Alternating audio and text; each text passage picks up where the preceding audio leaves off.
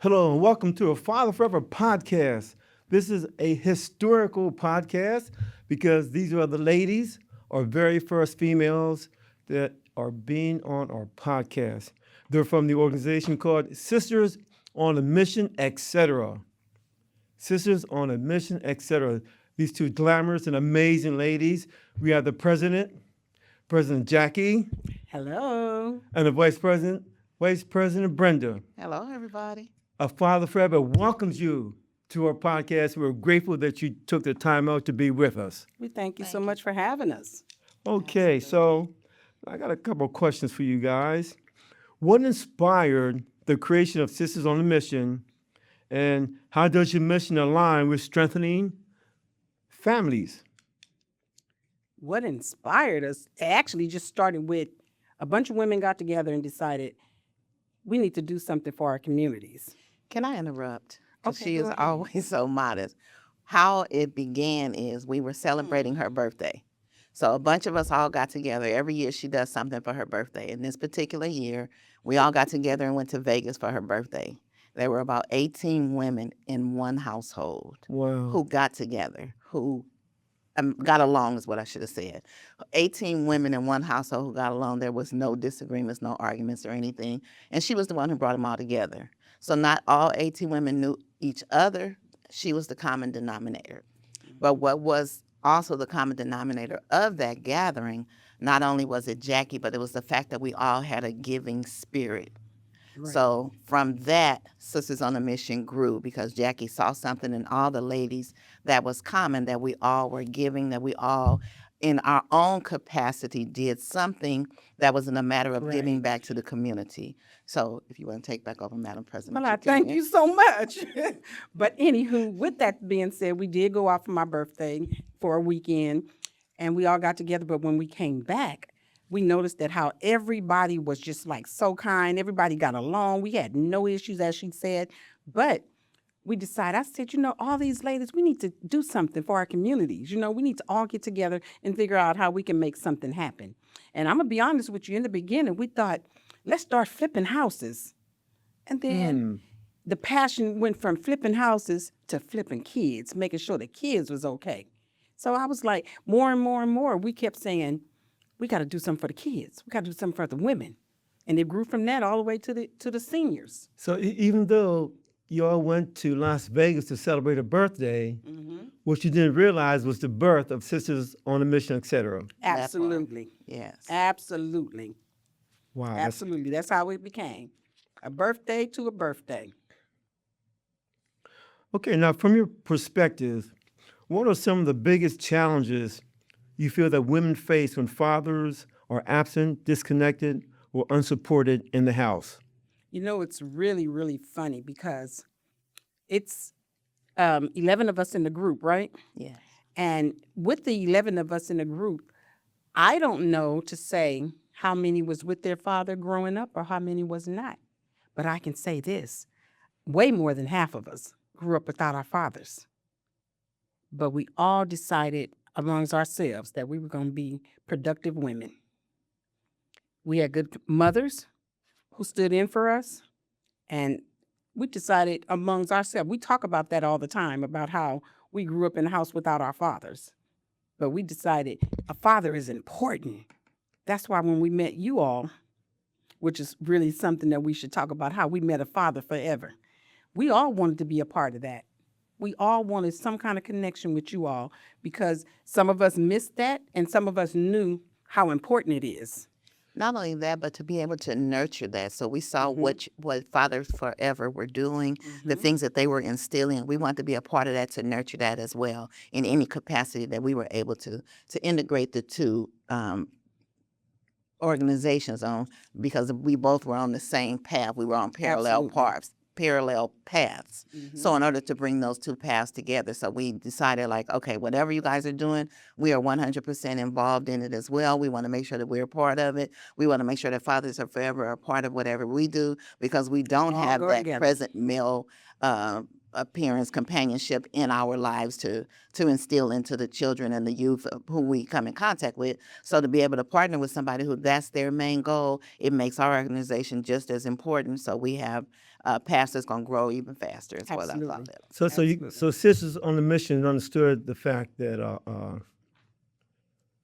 when fathers and mothers are involved in the growth, the upbringing of a child, how valuable both of them are. Absolutely. Oh yes. So let me pose you this question. Now, did you have a grandfather growing up or an uncle, a favorite uncle or something like this? Was there a male involved in your life even though you was raised by your mothers or grandmothers? I did. I had my grandfather. I had my stepdad for a period of time, and he passed away. But still, I had my brothers. My mother had 10 kids, 5 girls and 5 boys.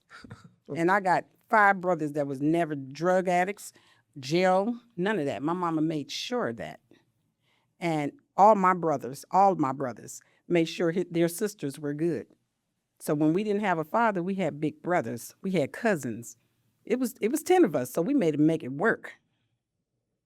And as for me, I grew up in a household with one older brother who, to this day, still seems to think he's my father. But but my grandfather was also present in my life. So, and my mother had 3 brothers, and they were very present. My uncles were very present, Right. and to this day, I have one uncle specifically who is one of my favorite, and will do anything in the world for me, and I'll do anything in the world for him. So, I think that male presence is very important. Also, as far as speaking on the father figure, I lost my father when I was about 5 or 6 years old. I did have a relationship with my father prior to that, but my father was a rolling stone, for lack of a better word. Right. So, As well as so mine. as I became an adult in my 30s, I met a brother, one of my brothers from on my father's side, who I actually knew all my life. We went to elementary, junior high school together. We lived right around the corner from each other. We knew each other very well and did not know that we were brother and sister. So he was, his last name was not my father's last name. He didn't know who his father was. And then when he did find out, we were in our 30s, and we happened to run into each other. So I think that he actually turned out pretty well in the end, but I think lacking that father figure for him, and I'm speaking on his behalf, lacking that father figure, that father influence, my brother did take a turn for the worse. He took a turn for the drugs and, different lifestyle. He's gotten back on track now, and he is mentoring young men and Very a lot good. of other people. well. So, but I personally do think that having a father in your life is very important. Very important. And that's why at A Father Forever, we feel that the creator of this universe makes a mommy for a reason and makes a daddy for a reason. Yes, I and when you agree. put those two together, there's a very high percentage that these children will become great human beings and positive to the society that we live in. Okay. Absolutely. Okay, in today's society, where do you think the disconnect between men and women begins as far as communications is concerned? And what the community organizations like A Father Forever and Sisters on a Mission can do to help bridge that gap? Okay, I'll say this as far as the disconnect. I think the disconnect has a lot to do with society, not just in the household, but even in music today. So there are not a lot of things that promote that communication, the togetherness, promoting positive influences, positive images even of fathers and mothers being co-parenting. So even when you see today co-parents who co-parent well, it's a rarity, and it's like everybody is like, wow, like questioning it, like Gotta it's get not the along. norm, as opposed to Right. making that the norm. So we have a lot further to go in society, period, to be able to be okay with that. Okay, let's just make the best for this child because they need both parents. Let me say this real quick, Jackie. To address that, Brenda, I got a very dear friend of mine, very dear friend. He's in his late 40s. And he said, Mr. Denson, we don't slow dance anymore. We don't cha-cha anymore. Like when you guys were young, you did all that stuff, like we don't and he loves rap, which is nothing wrong with that. But he said the communication and the understanding and the acceptance is just not. It has escaped the generation. Yes. I just wanted to add that. Yeah, I was going to say because the trust is gone.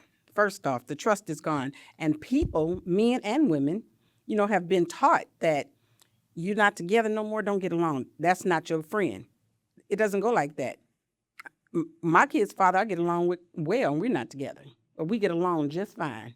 That's just how it has to go. Be the father, be the mother to the children, and make it happen. That's all you got to do. And we have to stop letting people put in our heads that that's wrong, that you don't supposed to, because you are supposed to. Whether you get married again or not, you're still supposed to be able to communicate with the father of your children or the mother of your children. And the OJ said it best in family reunion. They gave you the whole breakdown of the father and the whole breakdown of the mother. So, but we don't have that kind of music no more. But that's just my sideline. Right, right.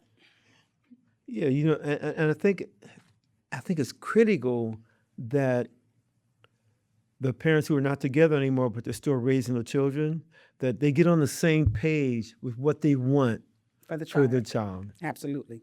The child has to be the most important part of that process. So we have to take out the adults and just make it the focus on the child and where we want them to be headed, and so let them see the positive side of it. And not to leave out the fact that when you have a son,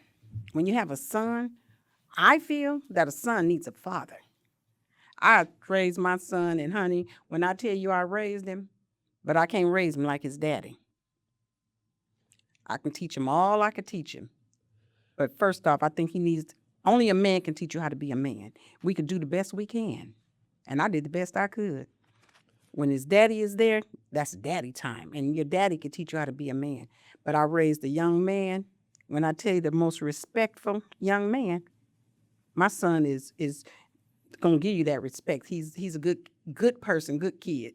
He ain't a kid no more. He's 25 now, but he's still my kid. And that's good to hear because at the Father Forever we talk about mommies can take the little girls to the bridge and they can cross the bridge with them. You become a little girl, now you can become a young lady. Absolutely. Mommies can do that. But when mommies take the boys to the bridge of manhood, mommy, you can't do that because you're not a man, and there's different dynamics there that can be done. So just like and boys need mommies, just like the girls need their daddies too, because girls go out there looking for T-Bone and all them guys that are JoJo and Boo Boo and everybody. yeah that Pookie Nim. they don't Pookie they don't PRAY over your daughters, they PREY That's right. over your daughters. That's right. And that's major. And, and one thing about it, you don't have to be a biological to take care of a child. Great point. You don't have to be their biological to take care of them and to teach them.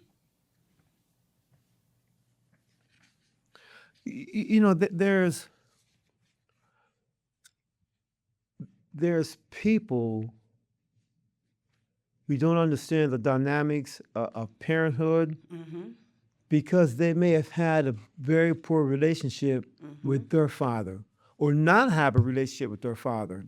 Now they have children, and I remember I was talking to a group of fathers in Denver one year, and I said, well, when you become a father and your father abandoned you or disavowed you, whatever, you're going to do one of two things. You're going to say, hey, my dad wasn't there for me, or you're going to say, I'm going to do everything I can so my son or my daughter don't feel the pain that I went through all those years. What is your take on that? That's exactly what they should be able to say. One thing I know is that when you miss something, you try to make it better. You try to make it better. And because me and my kid's situation, my son took on my grandson and treat him like it's his own child because he know what it felt like not to be around your dad. Not to knock him down, his dad down at all. But just speaking facts. Speaking facts. And my son treat my grandson like that's his child, which is not his child. He's that's another story. He's my child, But he learned that I'm gonna treat this baby better than he felt like he was treated. He's going to be there for him. And I said, it could have went a whole different way.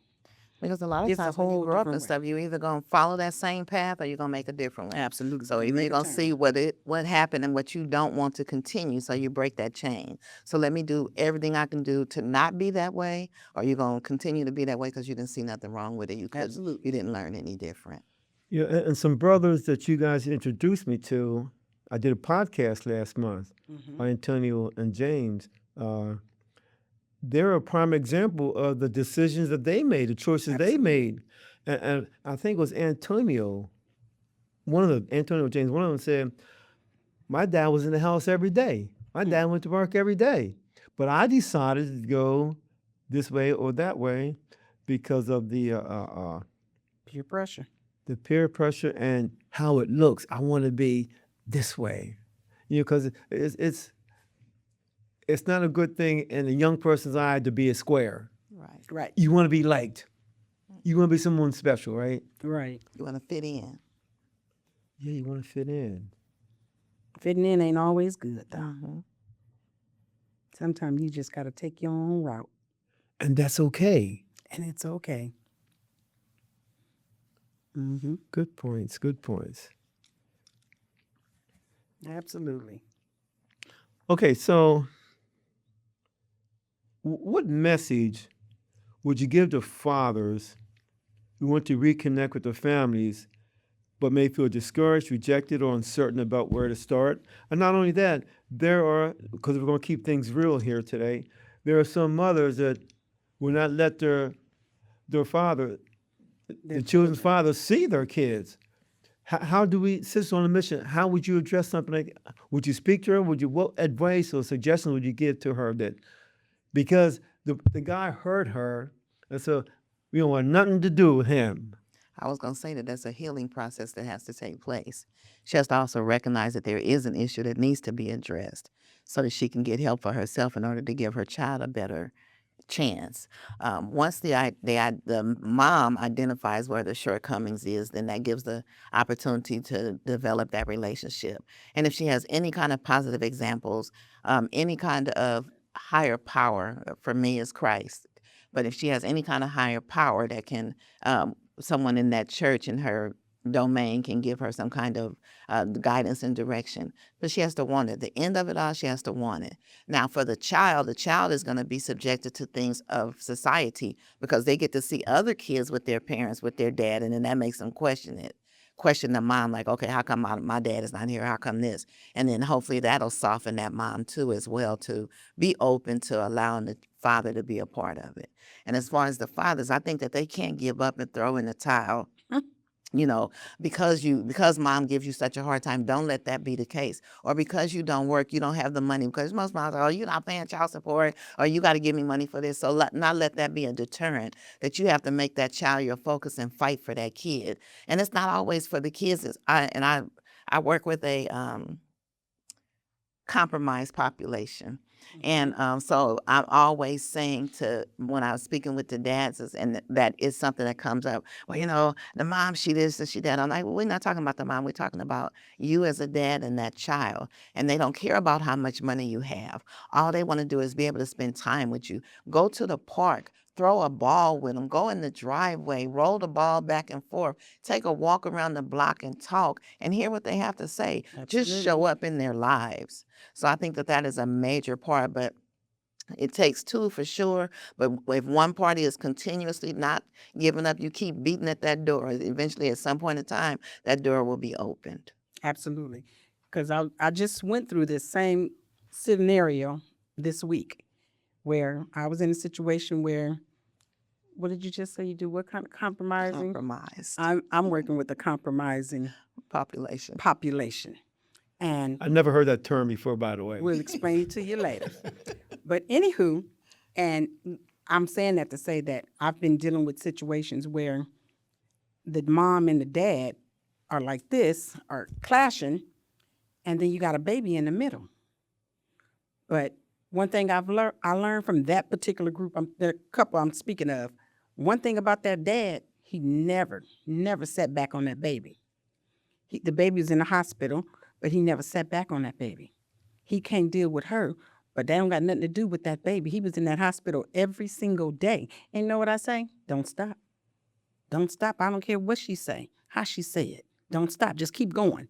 Because when you keep going, guess what's going to happen? When this get out in the world, when I say get out in the world, when they have to go deal with the situation, they're going to know you was there. Don't stop. Continue on. You love your child, keep going.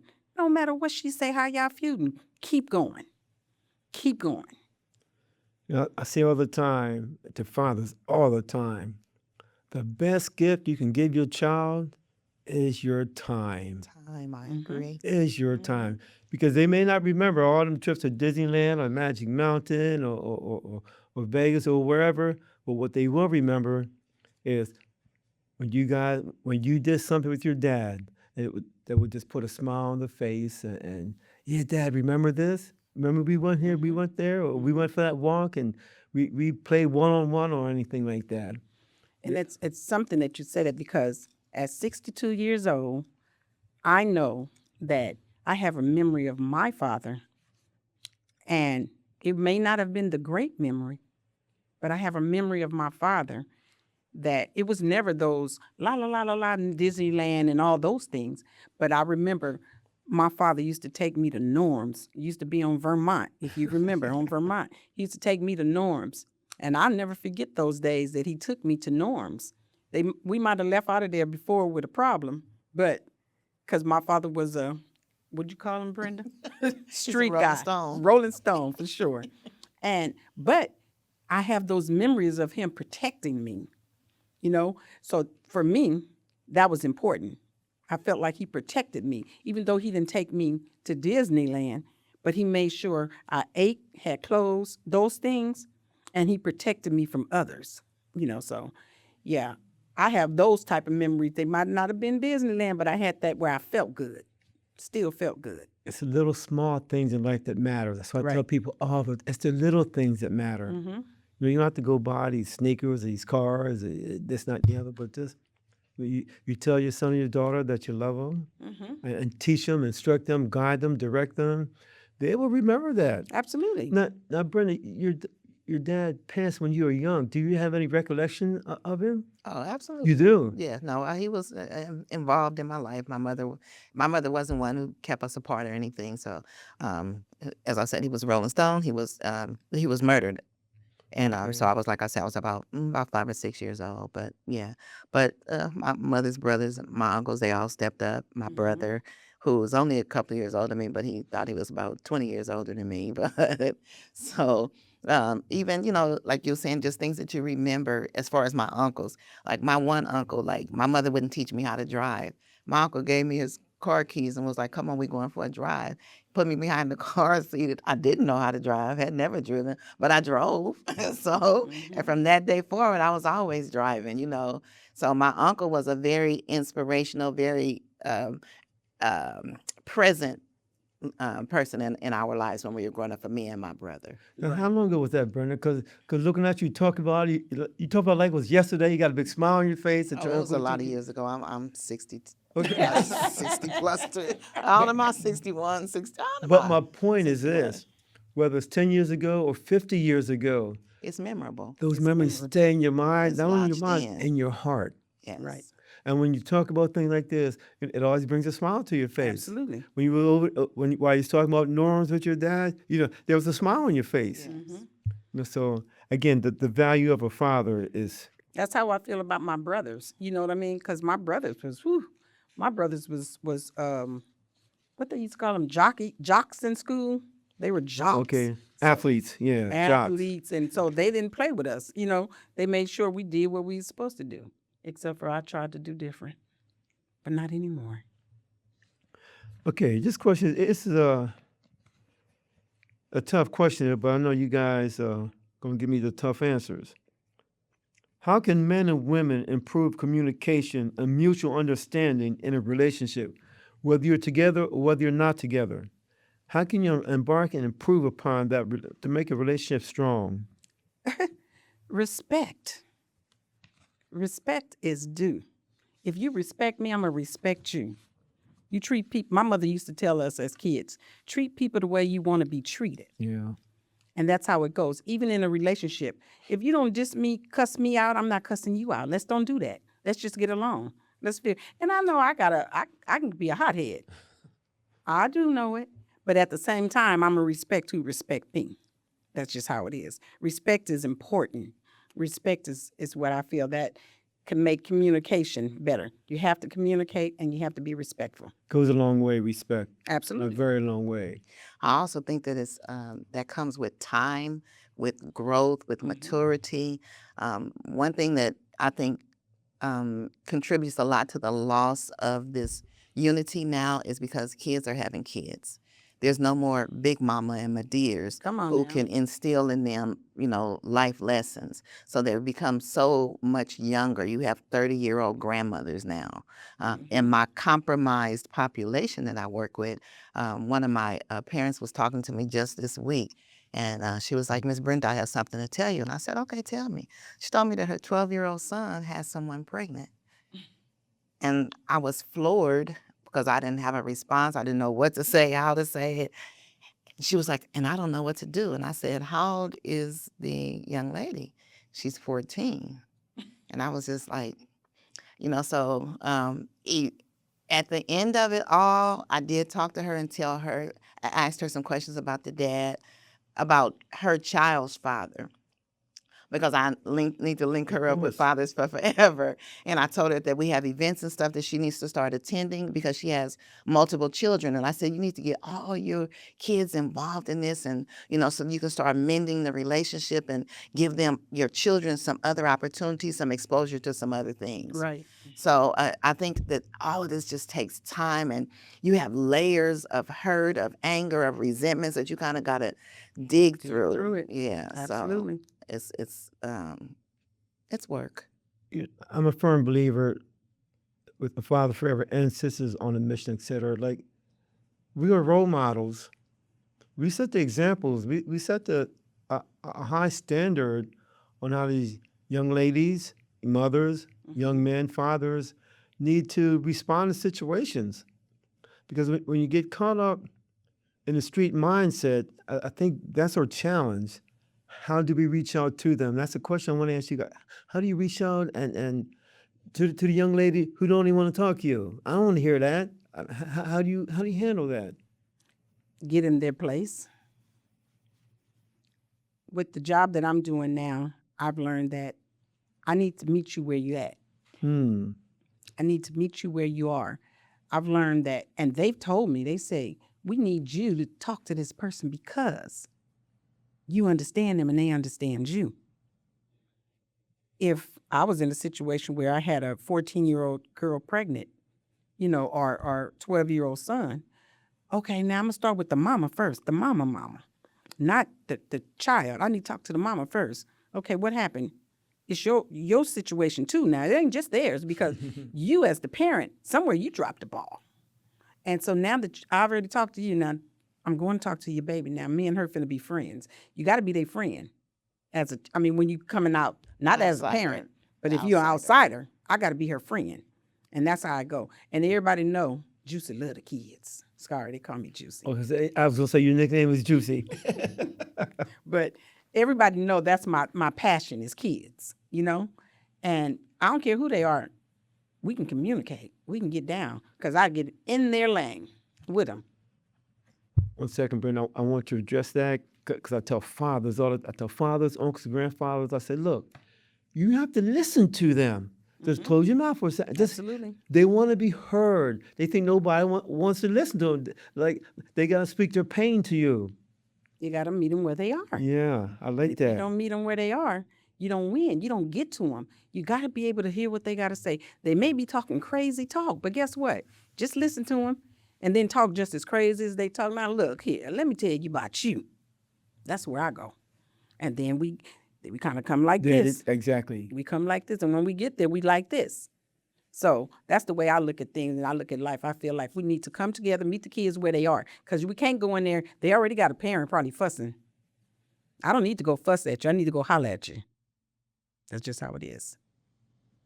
I agree. Everything what she just said. You have to hear them. That's one of the problems that children are not heard.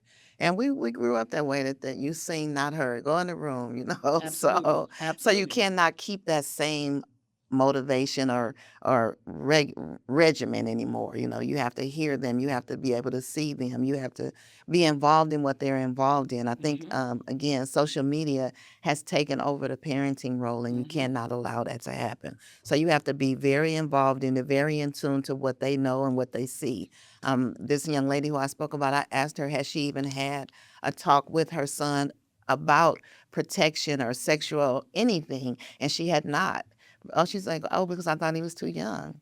Not in today's society, unfortunately. So you have to kind of know your child, know what they know and what they're being exposed to on a routine basis so that you can be a part of that and guide and direct what they're learning so that you don't just let them learn in the streets. You can direct that path. So I tell you, this morning I came downstairs in my den and I told my son, and it was his girlfriend and my granddaughter was sitting there. I said, hey, y'all, Thursday, we having family night. I said, so we going to have movie night. And they was like, oh, okay. Yeah, we like that. We want to have movie night. And I told them, I said, I just saw The Color Purple was coming on Thursday. And they was like, okay, okay. And then so my son's girlfriend said, The Color Purple might be a little much, talking about for my kids. I said, no, no, no. It's not too much for them. I said, because I'm going to be right here with them explaining it. And she was like, oh, well, I said, these kids right here in this house, they have not been exposed to a whole lot of stuff, but then they was exposed to some other stuff, I said, so guess what's going to happen? Grandma finna hook them up. I'm explaining the whole thing because we doing it as a family, not just your friends coming over watching. No, this is going to be the family circle in this house. And my son was like, yeah, Mom, I'm with that. I'm with that. I said, okay. Because sometimes we have to understand, if we don't teach them, somebody going to teach them. and then you don't know what they're being taught. Absolutely not. You know they're not going to be taught what you will be teaching them. Absolutely not. You know, because I tell parents all the time, you're a teacher, you're a coach, you're a mentor, you're an instructor. Because if you don't teach them this stuff, someone else is going to teach them that. And that someone else is not in your best interest. That's right. Absolutely not. That's just how it goes, right? That's right. Absolutely right. That's right. You don't know. I could tell you some stuff. I've been through some stuff with some kids. You know what I'm saying? And where I've been through with these kids and what I've learned, I don't play about the kids. I don't play with Because you've seen the depth of pain and hurt that they had to Absolutely. deal with, and being an adult to say, oh my goodness, you went through that? Let me tell you something. I go to these schools right now. You go to my children's school, my grandkids' school, I can walk in the school. They be telling me, hey, Miss Castleberry. Hey, oh, Miss Castleberry here. That's their reactions. Because I don't play when it comes to the kids. I go to the schools, make it happen, whatever's supposed to happen, don't supposed to happen. You're not going to make it happen, and you're not going to do it here. That's the way I handle it. You know, Brenda, you talked about social media. I think that's a great segue, because social media is Heavy. it's done a lot of damage to us, to our children, I should say. Because, when you're like me, like all that social media stuff is way over my head. But for these kids, that's all they know. I remember when I was teaching, as the kids, they knew what a landline phone was. They said, "And what?" I said, "Oh, you guys know, no, it's the cell." Because when they came to my class, I had a boss. He had to put the phones in there, right? I said, "Because if they don't put them in there, then there's problems, right?" And so, I said, how many of you kids know what a landline phone is? It's one girl knew what it was. That's how you know what we're talking about. Seventh graders now, because when I went to Disneyland, my mom bought me a Mickey Mouse or what's the girl's name? Minnie Mouse. Minnie Mouse phone, and we had a doll, and the other kid, wow, that type of mindset, So, yeah, the social media. How much you guys address social media and the damage that it's having on our kids? In my house, my grandkids don't have social media. They 17, 18, and 14. We know why one of them probably wouldn't, but the other two girls, they don't have social media because it's not important right now. It's not important right now. What they do have is A's and 4.5s and 3. So social media is a problem because it takes over. It takes over. So my oldest granddaughter had her phone just this morning on that YouTube, just a going. I said, hey, your brother's sitting right here over there acting up. You don't see him? Let me get that phone. I said, give me that phone. I said, because if the phone controls you, you don't need it. You don't need it. And that's what's happening. These social medias, these things, although she don't have the Facebook, Instagram, all those things, she still found a way on YouTube to take her focus. We're not doing that. All right, let me get that phone. And I also think that with there has to be a maturity again and time for the social media and the phones and stuff. Like kids now getting phones very early, and I understand due to the things that's happening in schools that you would want your child to be able to reach you in case of an emergency. However, it has to be monitored. Right. I work with a family who has no television in their house, no TV, and the kids do have tablets, but their screen time is monitored. So the parents have control that the kids are allowed, say, 1 hour of screen time. When that time is off, they can shut it off so that they can't no longer. And initially, when I started working with them, I thought, like, they don't have a TV?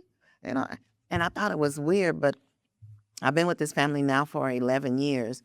And I think it's absolutely great because it makes the communication. Like they don't have time to be on the internet scrolling through stuff and not paying attention to one another. Now what you have to do, you have to actually communicate. So it teaches them social skills, because now kids with these phones and screens and stuff, when you sitting in a live session, they don't have no conversation for you because they don't know what to talk about. Because all they know is that Social screen. So this family has taught me something. I'm like, well, that's pretty good. So I think that social media, screen time, all of it, I think it has to be monitored. I think that it has to be implemented in a constructive manner. And I think the parents have to definitely stay involved. You cannot let the computers teach your children. You cannot let them parent your child. Yeah, I really believe when I was teaching, when this pandemic came into play about 6 years ago, it had a very negative impact on the children, the teachers, et cetera, and to where now they relied on it even more. Yes. And then it has built up to where we're at now. And so what's the solution? Is the solution goes to the parents or get involved in your children's life. Make them important to you so that they'll know that you're important to me and I want to be important to you. I want to teach you the right rope. I ain't had no phone when I was growing up. Guess what we did? Talk. My mom, 10 kids, we couldn't do nothing but communicate in the house. That's how we lived. So that's how these children need to learn that the social media, the computers, the tablets cannot run your life. And even to the point of going mental outside. Who goes, Right. The kids are not outside no more. We couldn't wait to get home from school, change our clothes, and go get out outside. that door. And because we only had a limited amount of time before the street lights came on. But but now that's not the case. You don't see kids outside. So where I live, just the other day, we have a couple of kids next door, and they were in our driveway riding a skateboard. It wasn't an annoying sound, but it was also like music to my ears. I actually went outside to see because I was excited that somebody was outside. Right. So I think that if you cut down this computer, this social media stuff, and interact with them, roller skating, skateboarding, just go into People the don't park. even teach their children how to ride bikes anymore. They buy them an electric bike. You must have heard me thinking that. They buy them an electric bike. Because I ride my bicycle, right? And there's kids in the neighborhood that has electric bikes. I said, you don't know how much fun it is to ride a bicycle? Well, we're riding a bicycle. Yeah, No. I just was looking at that at the kids' school the other day. I saw a young lady, she was on an electric bike just flying. I said, God, she in 11th grade and she got an electric bike flying down the street going to and from school. Did she have a helmet on? No, she ain't had no Yeah, didn't helmet. have no helmet on. Yeah. No, she ain't. That's what I was telling my granddaughter. I said, Kim, that girl play on your team, right? She said, yeah. She called her name out. And I said, why she don't have on a helmet? And she was like, Grandma, they do what they want. And I said, oh, okay. I just looked at her. I said, you want an electric bike? She said, I do not. I said, you keep this ride in this truck. Okay, I'll pick you up and take you back. That's how we going to do it. I couldn't wait for Christmas to get my 10-speed, and my roller derby skates. That's right. Street kids. It ain't that no more. So where do we go? How do we impress upon that generation who has children that wants to me, it seems like they just want to do it the easy way. And there is no easy way to be a parent. Well, they think the easy way is just to give them a tablet. That's not good. My daughter gave her baby a tablet. My daughter said, let me get that back. She took it away from her now because she wanted it. She wanted it. She wanted it. She wanted it. My daughter said no. My daughter said she's going to raise her own child. She ain't going to let that social media raise her baby. She had to take it from her. 2 years old, you already know how to scroll and go to what you want. Not good. But my daughter figured it out and said, you ain't finna do that. You're going to learn what you're supposed to learn. I said, that's right. And that's how it's going. And I also think, again, this is just about timing. It's just time. You have to continue to reinforce because you are now trying to reteach something that has been instilled. So now we got to try to retrain that way of thinking. Different activities that we have, Sisters on the Mission try to do something throughout the year, whether it's an Easter egg hunt or Christmas toy giveaway, a Mother's Day brunch, where anything that we do, we are trying to involve others. When we're doing something that does not directly affect the children, we want them to be there with us, Right. taking care of whatever it is that we're doing. We feed the seniors at Thanksgiving. We make our youth come in there and help Help us out. serve this food, set up tables, whatever it is possible that can be done. And they then like it. whenever there is some time for fun, we making sure we getting out the word as much as possible. Father Forever, you guys always include us in whatever it is that you're doing. The kayaking event, I think, is the best thing ever that has happened. Kayaking event, let me just say for me, I grew up in South Central LA, and that was my first exposure to kayaking. Come on now. To be able to be a part of that. And when I left there, I'm telling everybody about it. Next year when it come up, I'm going to send you the flyer. I'm going to tell you about it. And I send it to grandparents, to parents, anybody, aunties, uncles, it does not matter. Come and be a part of this event. So I push that because for me to be at 60 and be my first exposure to it, let's change that. Let's get them in there when they 3, when they 5, when they 7. Let's get those teens in there before the streets take them over. That's so, right. The yeah, kids so didn't even know what kayaking was. I used to say, when I would tell people about it, I say, look, you can bring your kids. I said, it doesn't cost you $1. I said, bring those kids. The inner city kids never have been exposed to that kind of stuff, should I say. In the Olympics, you don't see these kids. You don't see kids that look like us, should I say. Mm-hmm. When I brought those kids over there, they were like, oh, this is fun. This is cool. This is what they need to learn. You have to go outside of your range. And that's what these kids need to be brought into this so that they can learn something different. Who knows who wants to be a kayaker next? We don't know that. You never know. You never know. So for that, I thank you, Mr. Denson, for that invite. So honest or privilege. We fell in love with the Sisters on a Mission because now when the Sisters on a Mission comes to a kayaking event, everybody gets out the way because they're going, hey, this is their space. Let them do what they do. No, we coming to contribute to help and Don't say one word. Do. You guys just do what you do, and we're Right. grateful. We're grateful that we have that we collaborate, that we talk, you guys took time out of your day to come and do this podcast. Right. We don't just think that's nothing. No, this is big. We appreciate Sisters on a Mission. And we appreciate you all too. Father Forever. When we met you, we said, those are our brothers. We call them, that's our brothers. I remember that. Yeah. Mm-hmm. Yeah. So, and we continue to fight on. Absolutely. And continue to, and then hopefully pass the torch to the generation below us. Mm-hmm. Well, of course, my generation older than you guys, but the generation or two below us, to where they can pick up on it and understand the value of these two organizations. Right. So, what legacy do you hope your organization leaves in the community? That's a great question. So, what I would say, what the legacy we would want is that I'm gonna start with our young girls first, because our focus is a lot of times is on the young girls, because we want them to know that society does not dictate to what you turn out to be. As old folks used to say, it's not it's not what they call you, it's what you answer to.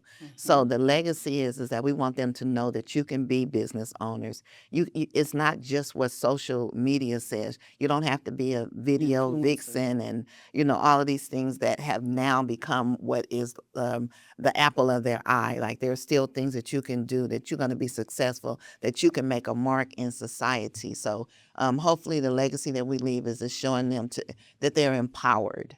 Absolutely. And my thought on that is the legacy that should be left is for all these kids to know it's your world. You don't let things happen, you make things happen. I tell that to every child I meet. It's your world. You don't let things happen, you make things happen. My mother told me that all through my childhood. All through my childhood. And that's what these children and these young men and young women need to know. You can make anything happen that you want to make happen, because it's your world. You don't let it happen, you make it happen. I'm gonna date myself now. This is probably before you guys were around. It was this brother by the name of Gil Scott Heron. One of my favorite songs he wrote The says, revolution. "It's your world. It's yours and yours and yours. You can be what you want to be," which is exactly what you just said. Absolutely. I don't know if you ever heard that song or not, but you almost had me start singing it. You ain't that much older than us, huh? Well, then I'm like, what everyone would know is the revolution will not be televised. And someone, well, when Gil passed,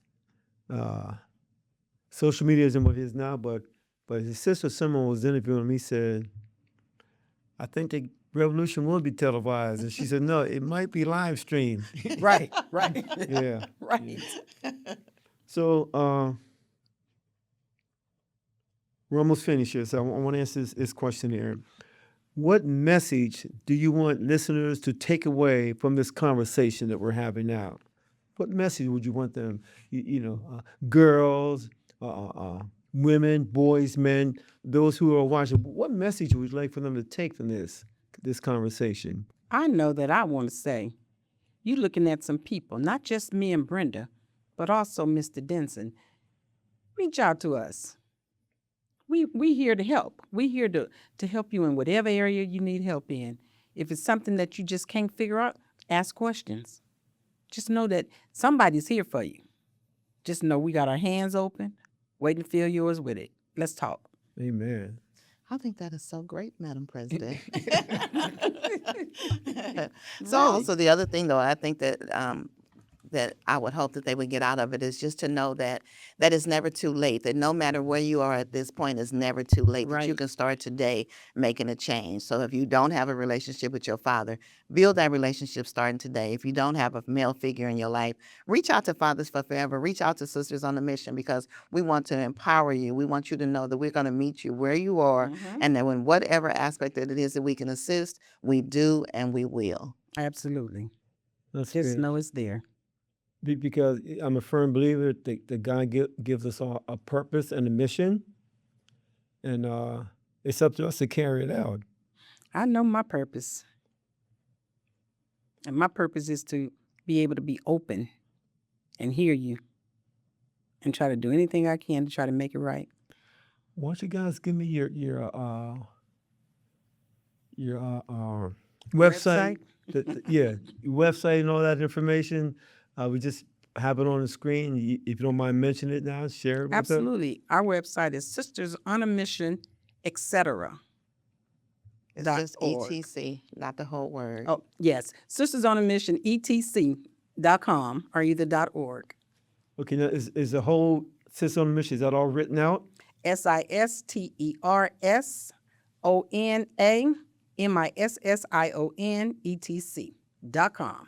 Sisters with an S on a mission, etc.com. So you got it, ladies and gentlemen, boys and girls, everyone. And And may I just add that we are also on Facebook and Instagram. Yes, we talked about social media. However, we are on Facebook and Instagram as Sisters on a Mission. Right.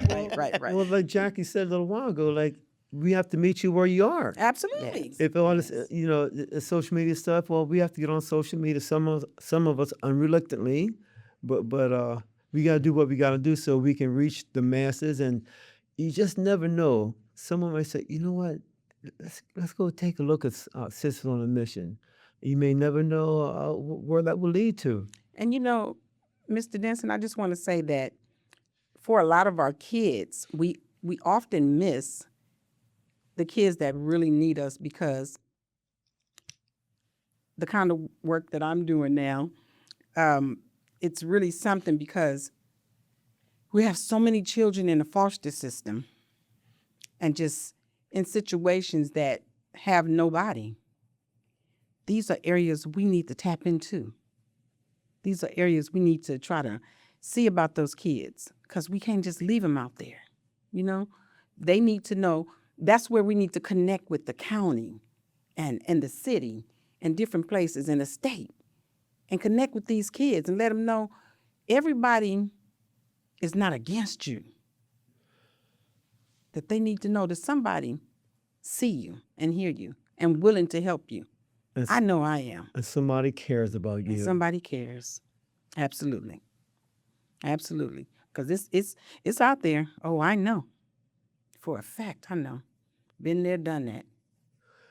Okay, before we close, Madam Vice President, we'd like to hear your closing words, your closing remarks. My closing remarks would be to reach out. Don't be afraid, don't be ashamed, and definitely don't let the opportunity pass. Absolutely. So the moment that you think that you probably should, you probably could, just do it. We're here for you. Absolutely. Thank you. Madam President, Just call us. Reach out to us. is there a number that they can call? Is there How about we give you an email address? email address? I don't Okay. even know it by heart. You know it by heart, Brenda? That's a shame I don't. Do you know it by heart? The Sisters on a Mission, etc.com is our website. Yes, it was. And our email is listed on our email. And actually, we do have a phone number Okay, is listed good. on our website, website as well. Get Yeah, the we website have- one more time, please. Sisters on a Mission, etc.com. Okay. And I could give the phone number out on there. It's 310-791-0055. One more time. 909. 909-791-0055. She said 310 She first. just- Oh, didn't I say 310? I am so sorry. It's 909-791-0055. Oh, gosh. But it is listed on our website. Yes, it is listed on the website. Good. And we do so much, I promise you, me and Brenda, it's a whole lot going on in our worlds. So we might not have the correct information, but we got a secretary that does. Reach out to us. She'll get it. That's good. No, and I want to give a shout out to Secretary, Sister Cynthia, Clay. who does what she does. Absolutely. And is more than priceless. Oh, Best, yeah. She's the best at it. She gonna know everything we said on this meeting right here. I guarantee you. Okay, on behalf of the Fathers Forever, as board of directors, as volunteers, and staff, thank you is not enough, but I would definitely give you a heartfelt thank you, Sisters on a Mission, etc. Madam President Jackie, Madam Vice President, Brenda.